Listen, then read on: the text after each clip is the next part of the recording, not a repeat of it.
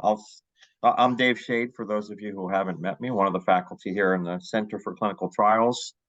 Um, I'm going to introduce our student facilitator in a moment, but I first wanted to just check if Dr. Irvin had any introductory comments she wanted to make as the first Journal Club of the year. Well, yes, thank you, Dave. Welcome everyone to our first Journal Club of the year, and our presenters today are Shang-Ji Ying and Dr. Shade. So please feel free to join us, ask any questions you have. There may be some questions interspersed among the slides here today, so feel free to contribute. And you can also put your comments in the chat if you don't want to unmute yourself. So thanks. Okay.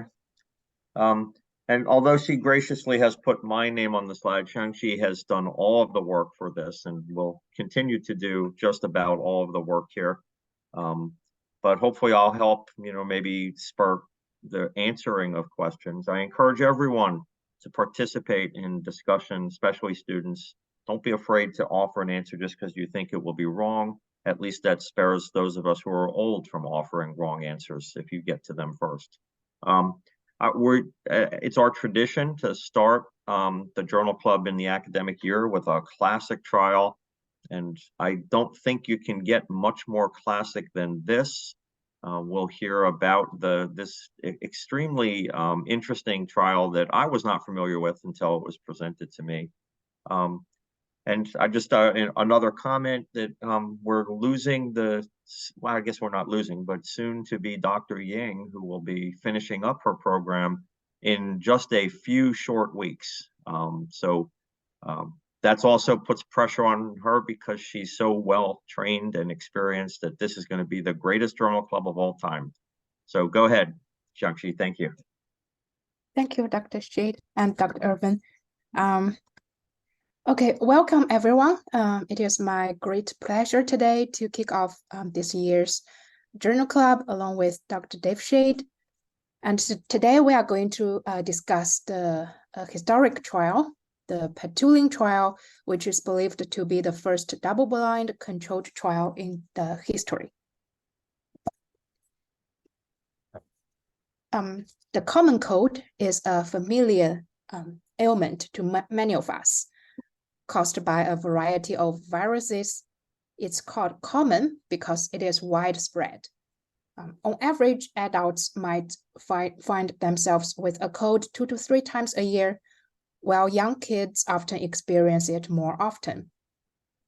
I think most of us could recall a time when we've had to deal with the inconvenience of a cold. While this disease is nowhere near as severe as conditions like cancer or dementia, a cold could still disrupt our daily routines, affecting our work and academic performance. Due to its high prevalence and impact on daily life, the common cold attracted a lot of attention in the 1940s. On October 31st, 1943, so almost 80 years ago, the Sunday Express, a leading newspaper in the UK, reported that a potential cure for the common cold may have been discovered. The newspaper was referring to a compound known as petuline, derived from mold typically found in decaying apples. Today, petuline is not used for medical treatments. Instead, it serves as a marker of apple juice quality, as high levels of petuline suggested the juice was made from rotten apples. So let's go back to the 1940s. The Ministry of Supply in the UK read about the news and was concerned because it was during the Second World War and everything was in shortage. So they reached out to the Medical Research Council and asked for more information. Some of you may be familiar with the Medical Research Council in the UK, which is a national organization responsible for coordinating and funding medical research. It's a bit like the NIH in the US. So the Medical Research Council replied that there was some preliminary evidence suggesting that the substance might be efficacious for curing common cold, but one would still need more confirmatory evidence from, and I quote, controlled trials of a sufficient scale. Indeed, there was laboratory evidence showing that patchouli had bacteriostatic effects on both gram-positive and gram-negative bacteria. In simple words, they could slow down the activity of germs. Of course, today we know that antibacterial agents will likely have little benefit for viral infections, and common cold is caused by viruses. But this was probably unknown back then. And there was also evidence from small-scale studies. One is known as the Navy trial because it was conducted in the Navy. And the trial compared patchouli versus placebo and found striking evidence. 55 out of 95 participants treated with patchouli recovered, while only 8 out of 85 in the control group recovered. Major Greenwood from the University of London calculated that this observed difference would occur only 3 times in 10,000 trials if there was truly no difference between the effects of patchouli and control. Could anyone tell us what he was calculating here?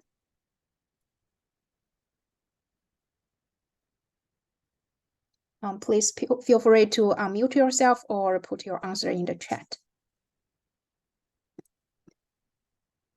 I cannot see the chat, so. I will help monitor the chat, and there's no responses in the chat yet. Okay, thank you. Any guess here what he was calculating? So we have a couple of answers in the chat, one p-value and one odds ratio. Yeah, we have p-value here. So, and he put pretty precise definition for p-value here. P-value is not the probability that the null hypothesis is true, but the probability of observing the data, or something more extreme, given that the null hypothesis is true. Okay, moving on. And there was also a followed-up small study with the same study design, but it was conducted in the Army. And the finding was contradictory to the previous one, with the results slightly favoring the control group. Now we have evidence from the lab and 2 small studies. What typically happens next?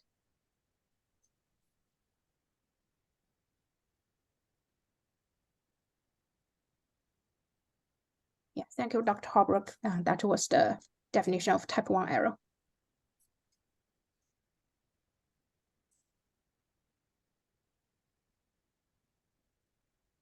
Okay, I will just give out the answer. So, yeah, so then the manufacturer of patchouli called the Therapeutic Research Corporation approached the MRC to ask whether the council would be willing to conduct a trial. And they emphasized that the trial needed to be a larger scale. So typically after like preclinical data and also a small study, evidence from small studies, we would continue and do a definitive trial. So the figure here shows a typical phases of drug development processes. Like I mentioned, from preclinical phase, phase 1, phase 2, and phase 3 trials. And then maybe the drug is approved by the regulation authority, and maybe after, so post-marketing phase 4 trials. Please note that this is the classic model for phases, but in reality, the phases could be distorted, merged, and confused. For example, we may have seamless phase 2 to 3 trials. Within phase 2 trials, we may have like phase 2A, phase 2B trials. And I see a comment from the chat. Okay, thank you, Dr. Irvin.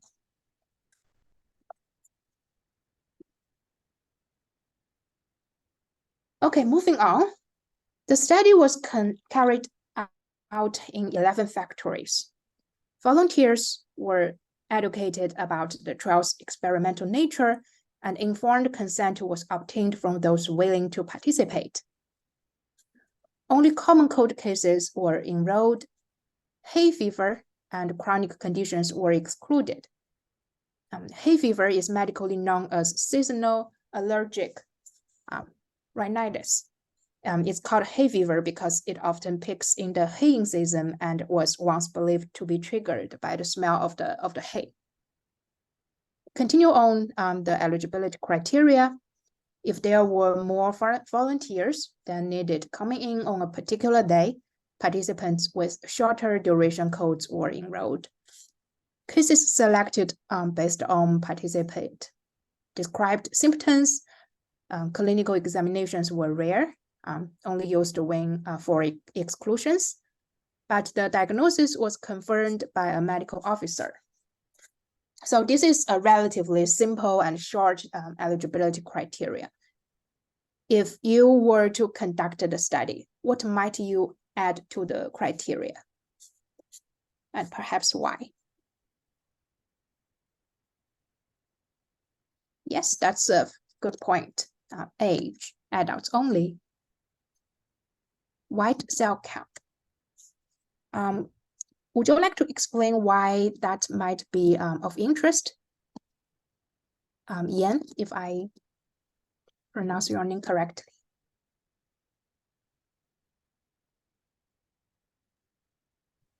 Yes, my name is Yan, and I think white cell count is influenced by the infection of like bacterial infection or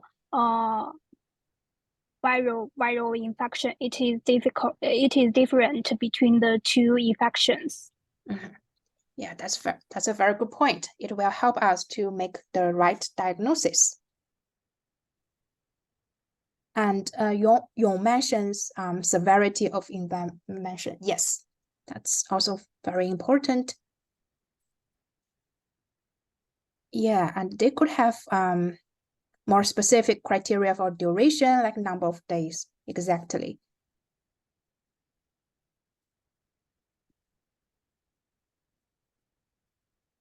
Okay, thank you for all of your great inputs. And we also have a few thoughts here. So we may exclude like heavy smokers, right? Because their lung function may be poorer than the, like non-smokers. And a common cold may be more severe for them. So, and also we will talk more about this later, but the intervention was administered via nasal delivery. So individuals with nose piercings may be difficult to deliver the intervention.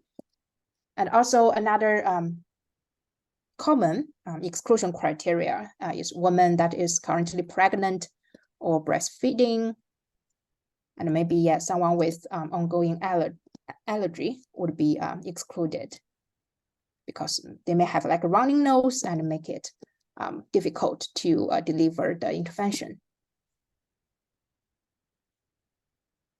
Okay, moving on. After seeing the medical officer, participants would go to a joint room, and there a nurse would alternately assign them to either the patooling group or the control group. This method of allocation is known as alternation or rotation. Essentially, it means that every other patient getting a particular treatment. For example, if we have 2 treatments, the first patient would receive treatment A, the second would receive treatment B, and the third gets treatment A again, and so on and so forth. So do you think this alternation method is equivalent to randomization, and why or why not? Is this the same thing as the randomization that we are usually using?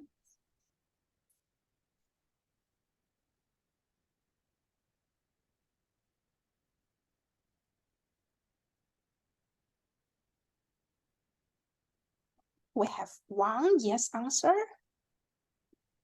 with a question mark followed. And we have no.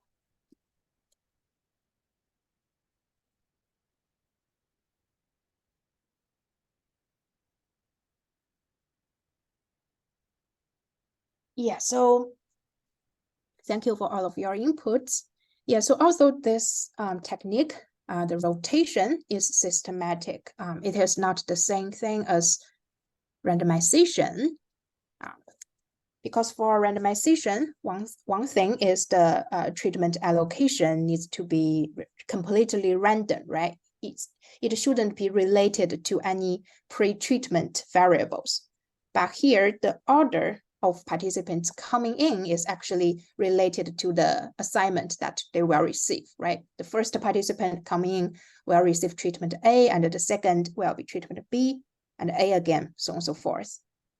And another thing is, I think we have students mentioning this, but so the treatment allocation sequence needs to be unpredictable. But here we know that what's coming next, right? If the current participant is receiving treatment A, then the next one is receiving treatment B. So we know that. So that's not randomization. Okay, let's moving on.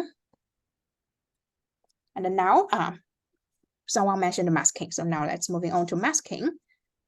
And regarding masking, the medical officer who confirmed the diagnosis was unaware of the treatment assignment that each participant will receive. This medical officer was likely the recruiter of participants. Similarly, the nurse responsible for allocation and administration of the treatment was also kept in the dark, as was the participant themselves. So today, we might label this as a double-blind approach. Both healthcare practitioners and participants are blinded. However, since the term double-blind could be ambiguous, right? We need to it's often better to specify exactly who was blinded to the treatment. Okay, do you think that the allocation was concealed here? So it was not strict randomization, but it was allocation concealed. And we have Olivia answered in the chat, no allocation is concealed. Allocation is not concealed because the nurse is both allocating and administer the treatment. Yeah. And Rainy also mentioned no concealed. Yes, very good. Yeah, so the allocation was not concealed. Perhaps it was concealed for the medical officer, the one who recruited the participants and didn't know like what's coming next. But the nurse knows, right? Very likely know like what's the next. And if the nurse managed to guess which one is the treatment, is the active treatment, and she or he believed that the treatment was efficacious, they may, and a participant with more severe condition coming in, and she might, or he might ask the participant to step out for a while and coming in again, and therefore they could get the active treatment. Yeah, so this is problematic, right? Allocation concealment help us to avoid selection bias. Shangji, I have a question, or Yes. kind of like a thought question. So let's say they had their allocation as they did, but their masking was good, so that people conducting the trial didn't know, and they did that allocation 1-to-1. Would that be effectively as good as randomization, do you think, in a mass trial? I'm really asking the question, and I'm not sure that I know the answer. Yeah, so I also thought about that, and I also thought about if the allocation was concealed under the ideal situation, like nobody know which one is the active treatment. So I think for the randomization part, it would still not be completely random because the following sequence is determined by the first participant, because the first participants will receive treatment A and the second B. So whatever that first participant's like characteristic is, that would be influencing the like whole allocation. Yeah, so I think that's not completely random to me. And for Yeah, no, I get that it's not random, but I just wondered, did it matter? And Dave, were you going to say something? Yeah, I actually had the same question also. I think it wouldn't, as Janet said, meet the definition of randomization. I think if the masking of the interventions was perfect, it would meet all of the goals of randomization. But I think it's almost impossible to get perfect masking of interventions. And so I think any system that requires perfect masking is a system that is prone to great peril. Things can go very wrong in terms of calling yourself effectively concealing allocation. yeah, and they did check how the masking was, if the masking was successful or not, and they did make some efforts to make it more difficult to guess or accidentally or intentionally unmask the treatment assignments. Instead of just using 2 treatment groups or solutions, they prepared 4 different solutions for the allocation. And 2 of those solutions contained the Petulin, and the other 2 were the control solutions. And they also tested how successful the attempt to blind the solution might have been. And it was like a sub-study, and it was reported by the participants that the Petulin solution stung more than the control solution. So the researcher committee, they actually considered to use a stinging control solution, but this was never adopted. So the sensation of the active treatment and control was very likely to be different. Okay, now question: would it be okay to make the control sting? Thank you for the poll. I put it up as a poll just to see if we can Thank get you. responses here. That's cool.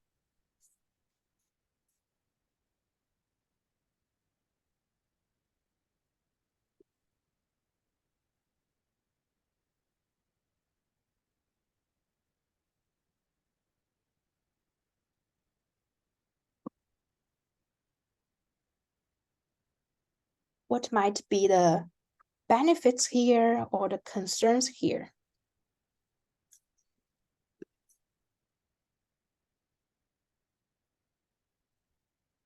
Yeah, so Olivia mentions a great point.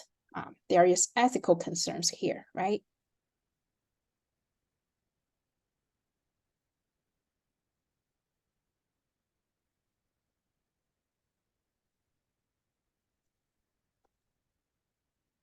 So Can if end the we, poll.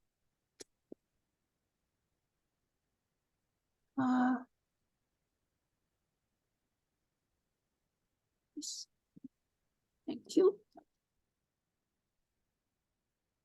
We have a little bit more than half saying yes, okay, and Dr. Holbrook mentions it depends on how much the control stings. Yeah, Elizabeth also agree with that. Yeah, and Elizabeth mentioned a great point. Yeah, so if we were to use the stinging control, we need to describe, right, this in the informed consent and tell the participants that they may experience some sensation or discomfort. We may decide not to disclose like which group will have the sting, but yeah, we need to mention that in the informed consent process. Yeah, sting as being a very minor adverse event. Yeah.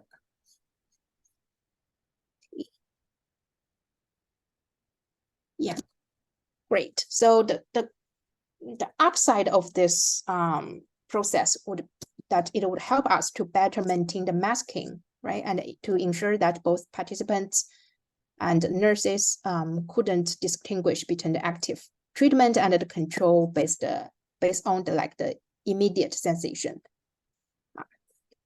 But there may be ethical concern, and we need to mention this in the informed consent. And also, if the sting leads to a nocebo effect. So for first-year students, you will learn more about this in the clinical trial course in the next term. Nocebo effect is an adverse effect that is not due to the inherent properties of the treatment, but due to a participant next expectation. And if we have nocebo effect, we may have biased results because participants might interpret the sting as a sign of receiving the active treatment, which would influence their perceptions and the reporting of the outcomes. And we will mention this later, the outcome was self-reported. And also for, yes. Oh, Shangji, just because I think I'm the culprit of adding the jargon, or at least putting it in the intro class, of nocebo effect. So that's like a negative placebo effect. For those of you who haven't come across that jargon just yet, and I apologize for endorsing it. Thank you. Yeah, and another thing maybe a bit of the safety concern, right? We need to make sure that the method used to introduce the sting in the control doesn't carry some unintended side effects or risk for the participants.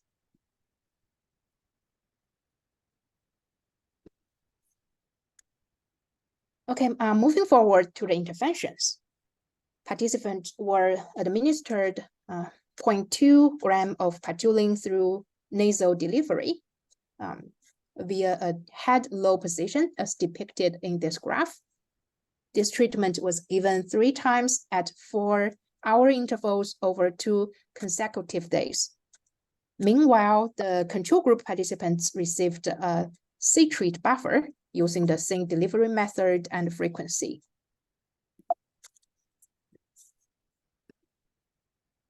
It is unusual to find the case report form embedded within the main text of a trial result paper. So let's examine this form together and discuss its merits and drawbacks. The top section of this form captures participant demographics, such as name, age, occupations, etc. It also logs the results of the initial examination, mainly the symptoms exhibited by the participant, which align with the common cold symptoms. I believe modern case report forms typically include a similar section as this one, mainly serving as a checklist for the eligibility criteria to make sure that the participants enrolled actually were eligible for inclusion. And the bottom part of this form is designed to record outcomes from subsequent follow-up visits. Patients revisited the medical officer at 24 hours, 48 hours, and 1 week intervals. During those visits, based on the participant self-report, the medical officer would mark one of the following on the record card: cured, improved, unchanged, worse, or recurred. So that's our primary endpoint of this trial. the improvement in the symptoms. And this left section of this form is completed by the medical officer. After doing so, a detachable section, which is the right side of this form, was given to the participant, who then sent it to the nurse, and the nurse noted the specific solution code on this counterfoil. Both the record sheet on the left and the counterfoil on the right were then filed separately by the medical officer and the nurse. So what objective was fulfilled here by separating the left side's outcome record sheet and the right side's treatment code?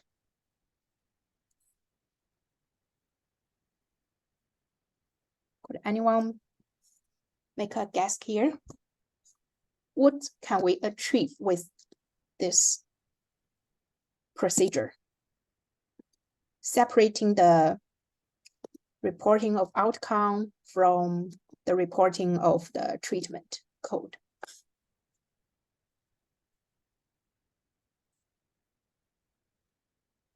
So Sanjeev, their treatment code was Q, R, S, or T? I'm sorry, I don't think I understand.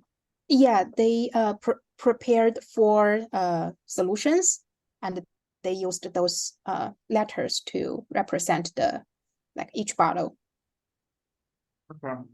And so they circled one of these letters or something. Yeah.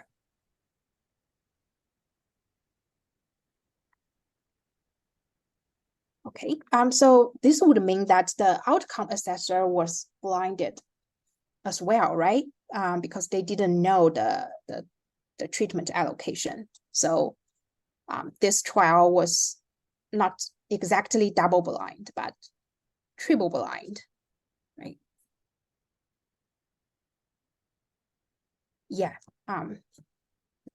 So Elizabeth mentions that it helps remove bias by not directly associating with treatment control options to the outcome. Exactly. So this would help us to maybe avoid information bias, right? In terms of measuring the outcome. Great. Okay. Now let's take maybe a little bit of time to discuss the merits or drawbacks of this form. And if you could think of any other outcome measures that might be also important.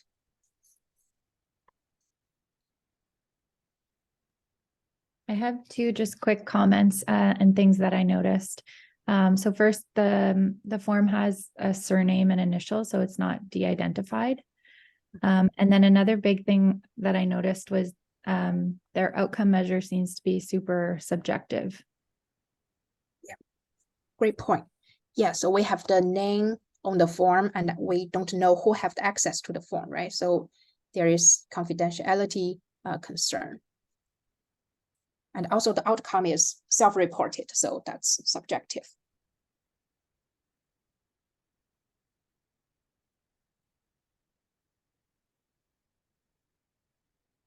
Yeah, we have patient-reported outcome here, which is not bad, but yeah, we may want to add other outcomes, right? Maybe more objective ones.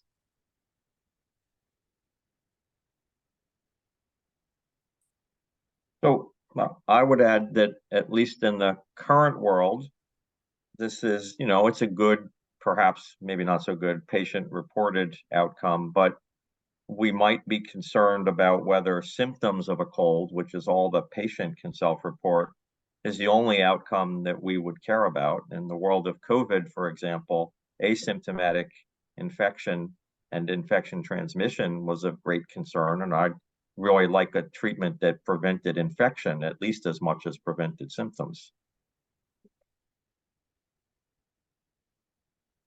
Yes. So what if the participants didn't have really minor symptoms, right? Yeah, so we may be also interested time remaining, the participants were remaining contagious. And also maybe adverse effects, right? Because this is like a new treatment and we we don't know much about it. So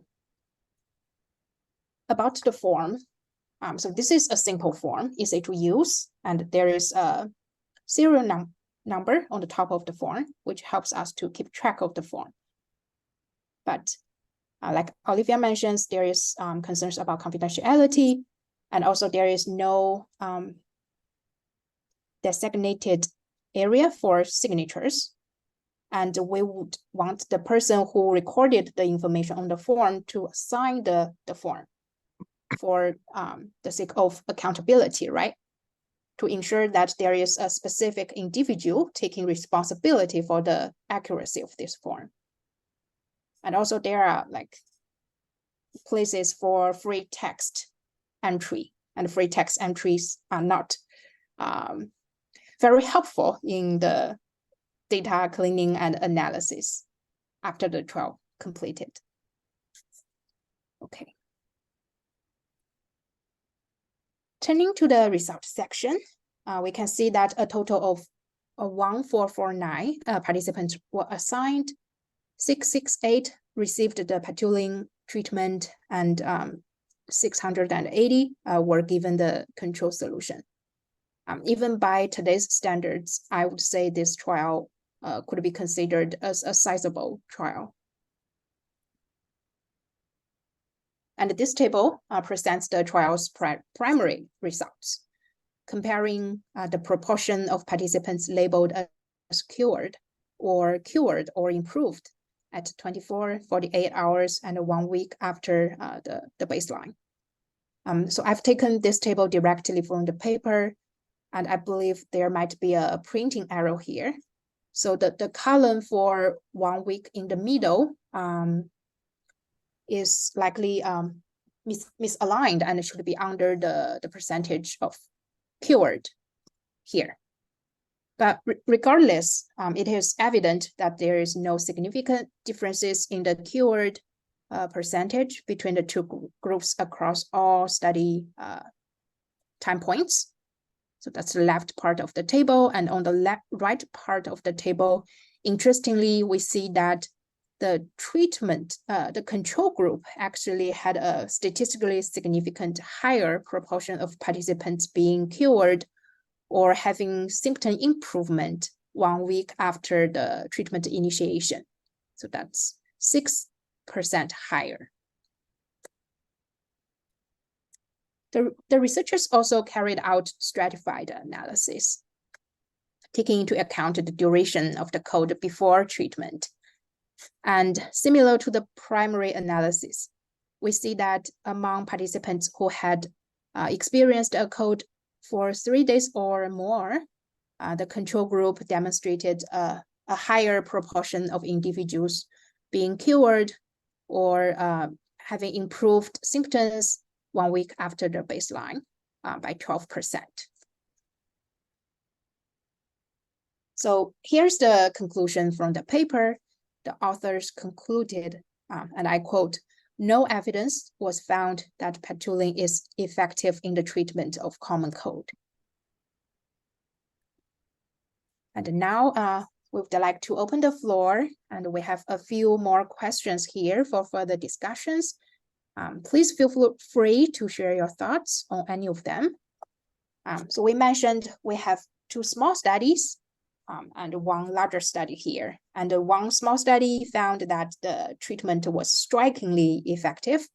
The other small study found no significant difference between the groups. And this larger trial actually found at 1 study time point found the control group worked better. So why might the reasons that those results differ? And also this trial was conducted 80 years ago, but what can we learn from this trial, and what might we have done differently if we do this trial today?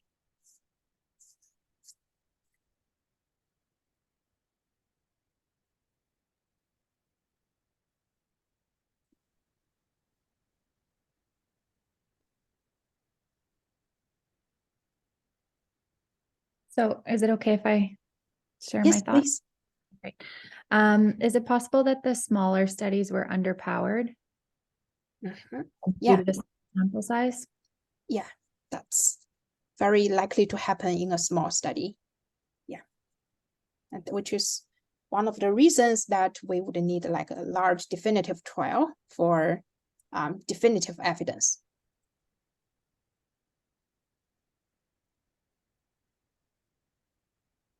And then And one of, yeah.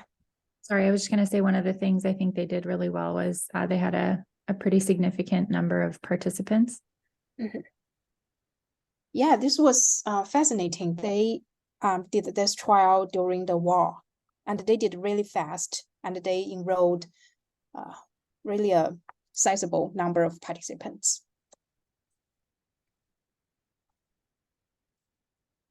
Okay, we have Yong in the chat. I believe you are answering the first question. So we may have population differences. We may have different implementation of the treatment, and also different sample sizes. Yes. Yeah, so the first two small studies were conducted in the Navy and Army, and the third one is in like factories. People who are in the Navy or Army may be healthier, right, compared to those who worked in the factory. Sanji, Yes. One thing I thought they did well was including multiple time points for follow-up, 24, 48, and week follow-ups.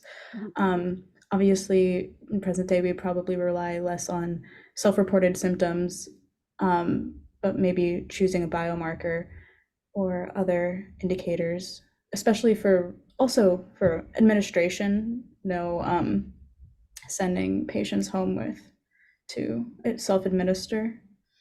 Yes, they also ask the participant to self-administer the treatment. Yeah, and if we do this study today, we would use like more lab markers for diagnosis and also for like later outcome measurements. Sanji, I have. Yes. Oh. Go ahead, Jenny, go ahead. Oh, okay, just a quick one. And actually, this is just for your exam, which is next week, right? Yeah. Yeah. Anyway, all right. When you're thinking about that first trial, do you think that the fact that you know about the pilot trials, that somehow there's a record of them, sort of biases them towards positive trials? You know, if it's a negative trial, everybody, goes on and kind of forgets about it. And like, if that is true, maybe that doesn't matter at all, but to think about for next week, how does that kind of like maybe influence the thinking about the results from your studies? And then we should move on, but think about that for next week. Okay. Thank you.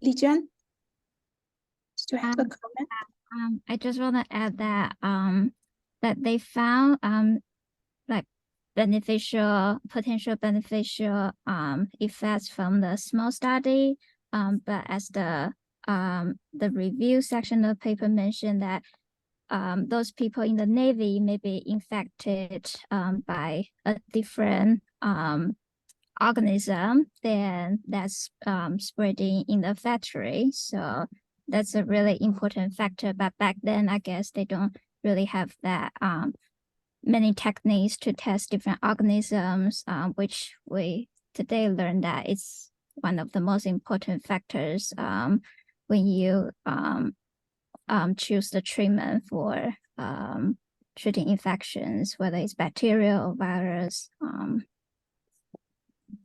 Yeah. The diagnosis was only based on symptoms, right? So yeah, it's possible that those participating in the Navy trial, they were infected by bacteria, which is why the treatment was effective, strikingly effective for them. But yeah, that's a good point. And we have Yan mentions in the chat that the follow-up intervals could be more frequent. So yeah, adding 3 days, 4 days, 5 days. Yeah, so for more accurate capture of the outcome.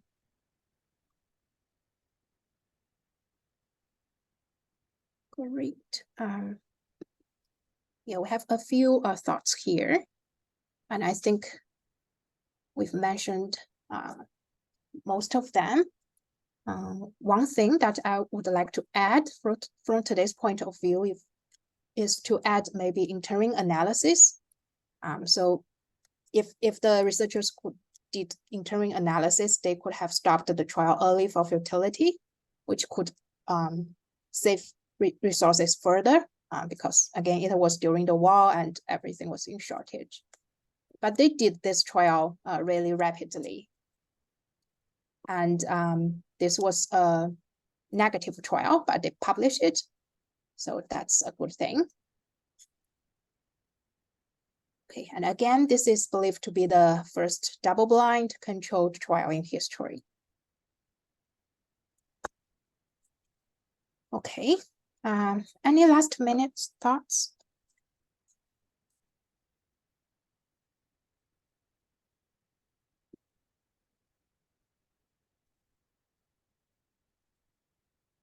Well, I think, Shang-Chi, that was just fantastic. That was really